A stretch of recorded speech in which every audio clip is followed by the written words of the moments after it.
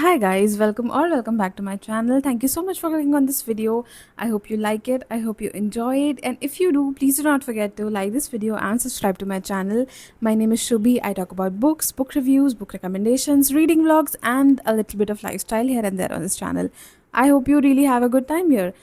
And that was a long intro. But coming to today's video, I'm going to be talking about a couple of books that I have here. These books are really popular. These are quite popular books on BookTok, Bookstagram, BookTube. I read all of these so that you don't have to, and I can recommend what works and what didn't, at least for me.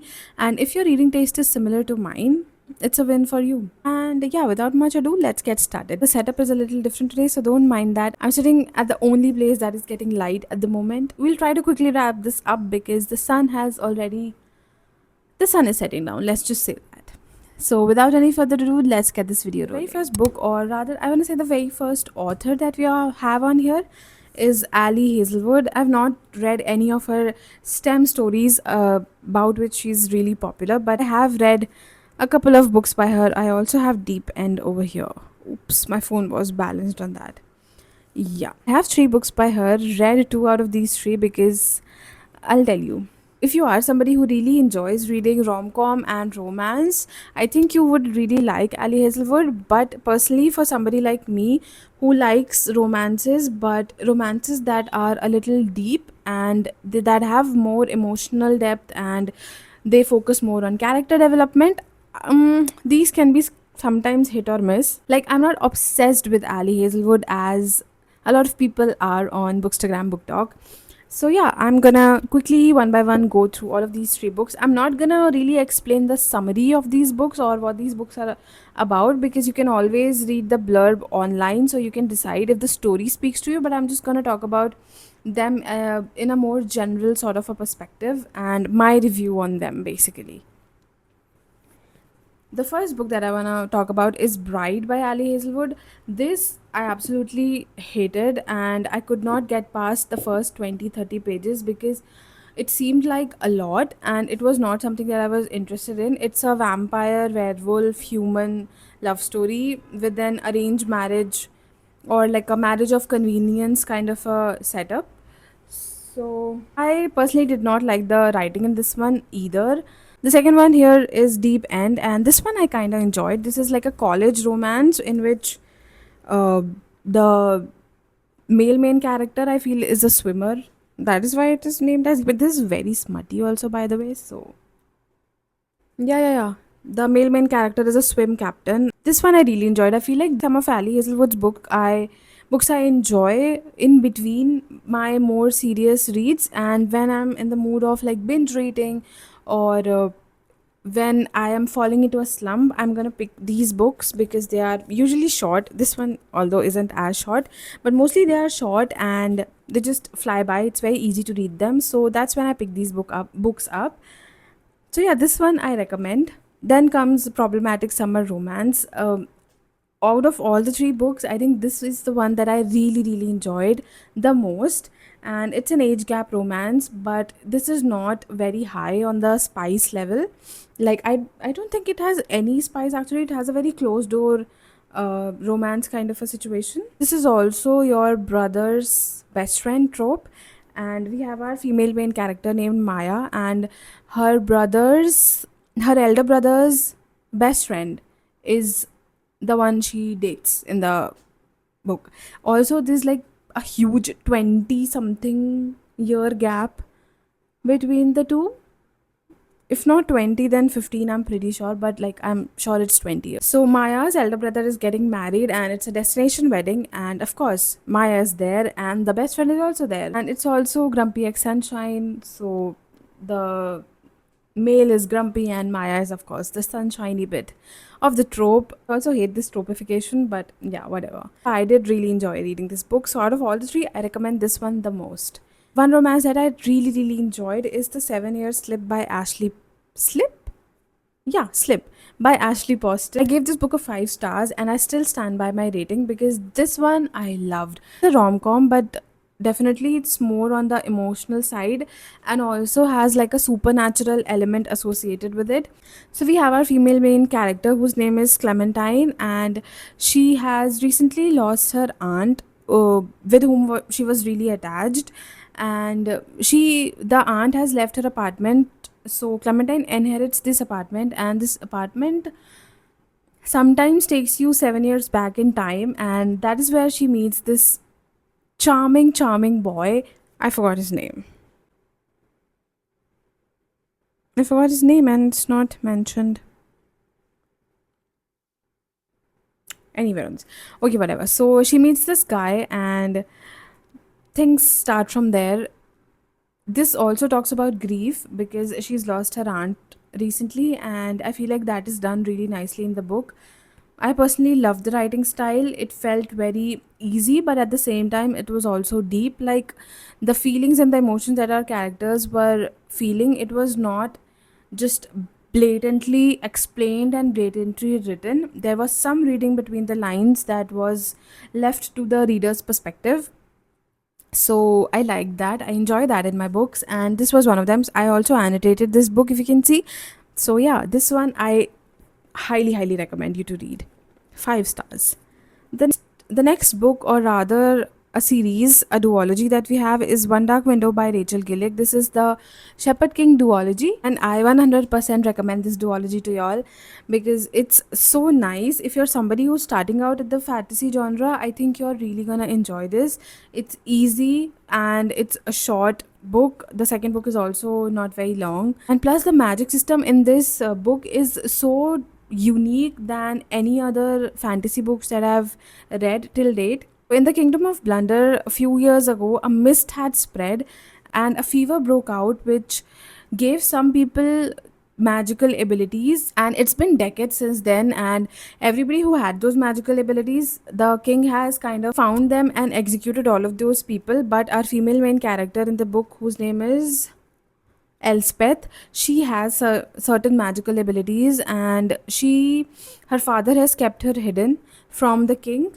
And also there are 12 different kind of providence cards that allow certain kind of powers to their owners, like high speed or mind reading, invisibility, sort kind of those things. But there's mist all across the Kingdom of Blunder, and once these 12 providence cards are brought back together at one place, the mist can be, you know, the mist will go, something like that. And of course we also have our MMC Raven, who is, I love him so much. He's so broody. He has this deepness in his character, and I love his character so much. I wholeheartedly recommend this book. This is popular and for all the right reasons. So yeah, definitely highly recommend this one if you're starting out in the fantasy genre, or you just wanna dip your toes in the fantasy genre. I think this is a good place to start. The next book is a romance. This is Happy Place by Emily Henry. Again, we're in the romance genre category. Now, if you know me even a bit, you know that Emily Henry is one of my most favorite authors, if not my favorite author. So yeah, I recommend Happy Place with all my heart. This is a book about second chance romance, and we have our main characters Harriet and Vin. They have recently broken up, but they are on this vacation with their friends, and two of those friends are getting married, they are getting engaged, so they don't want to ruin their special moment and make it all about themselves, that oh, we've broken up. So they are pretending to be in a relationship around their friends on this crazy beautiful summer island. Also, did I mention that they go to this island every single year, every single summer, I believe. A lot of past memories are coming up, and they are in this forced proximity, so they are also forced to confront each other and see what went wrong, what went haywire between them. I absolutely love this book. I love our characters, Harriet and Vin especially. He's the epitome of a golden retriever boyfriend. The setting is everything. It's so summery. Like summer is coming up, and if you want to read one romance in the summer, is make it a Happy Place, okay? I'm not usually a fan of second chances because I feel like they are not done nicely most of the times, but this one is very nice. So yeah, again, recommend this wholeheartedly. The next book that I have is in the sci-fi category, and I feel like this is the most popular book of the moment because the movie just came out. It's Project Hail Mary by Andy Weir. I am sure you must have heard of this book or you must have seen the movie at least. But my dear friends, if you haven't seen the movie yet, please don't see the movie and please read the book first. I read this book 2 3 years ago, gave it 5 stars, absolutely fell in love with the writing, the characters, the story, every single thing. And when I got to know that the movie's coming out, I was so excited. I watched the movie as well.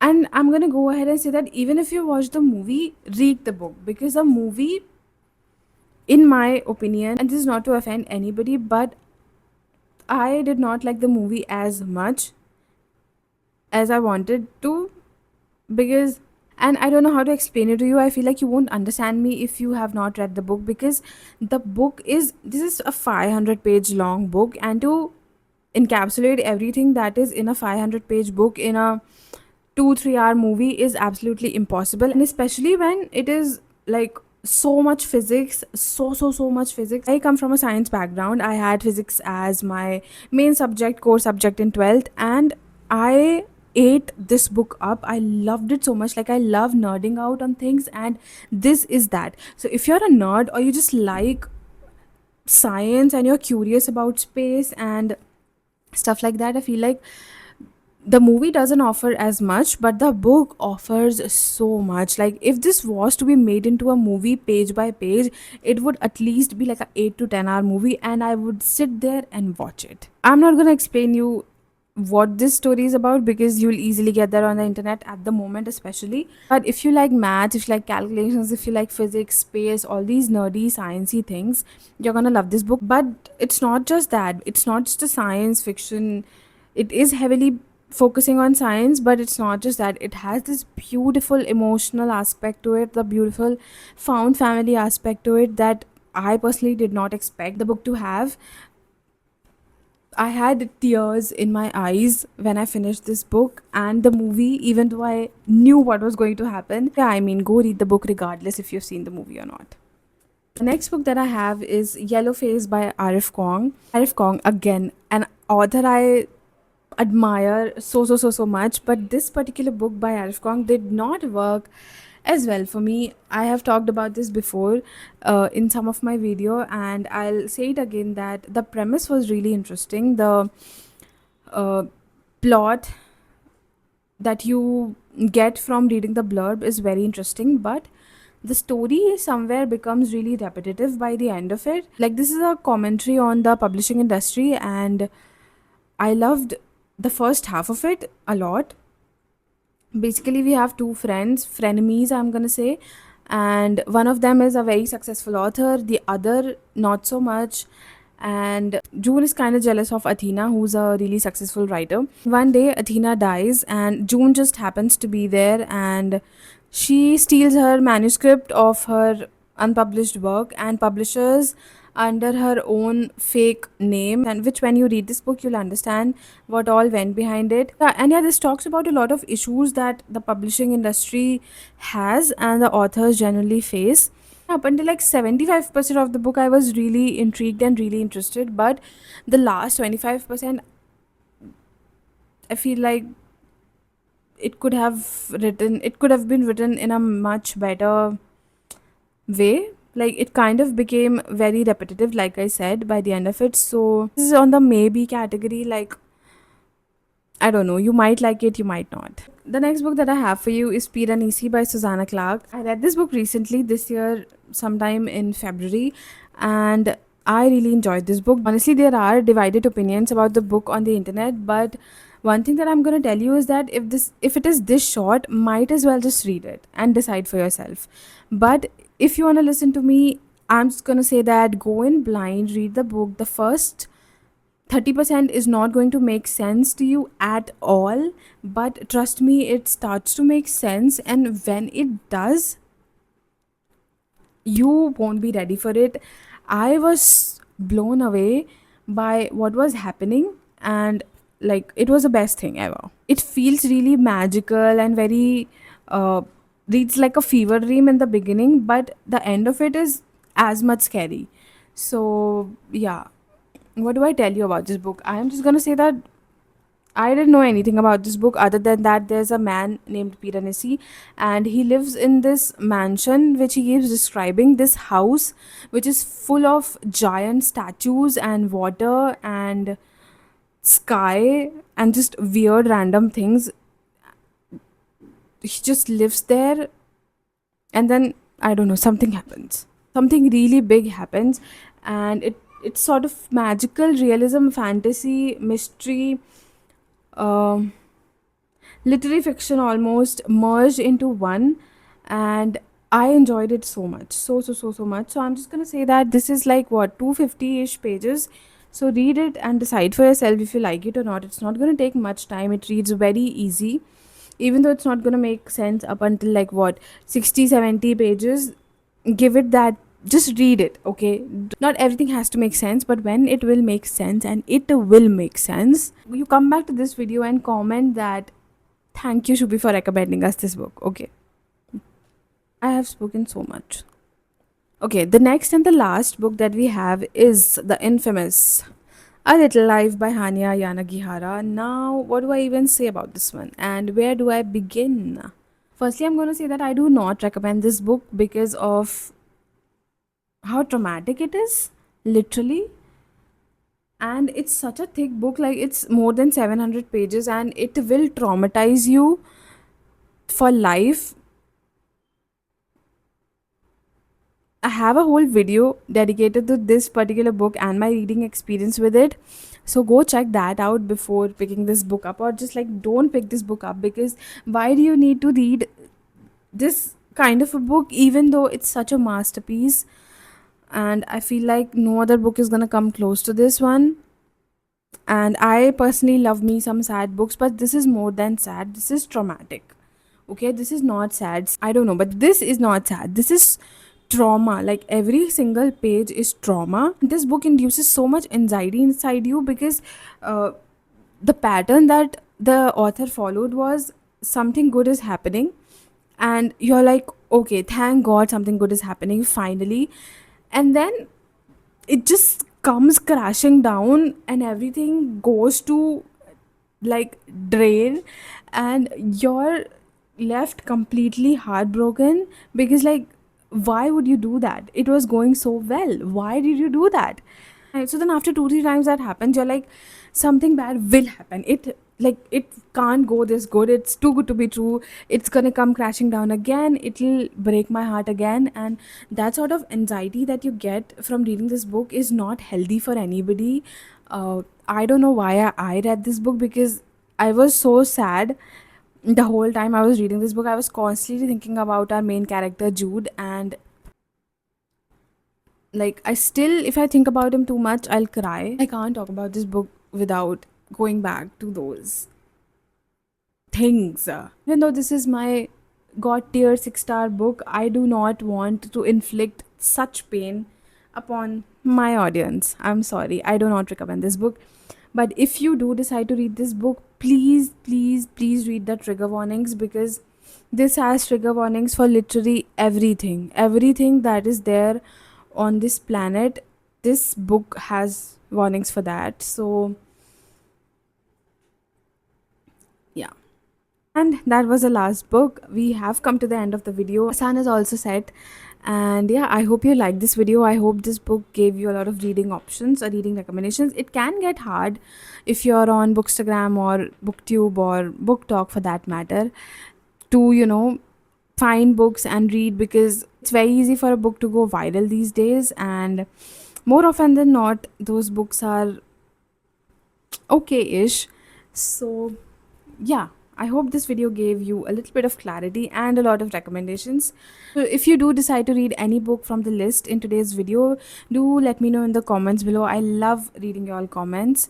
And if you have read any book from this list, let me know that too. And yeah, I'll see you in the next one. Bye.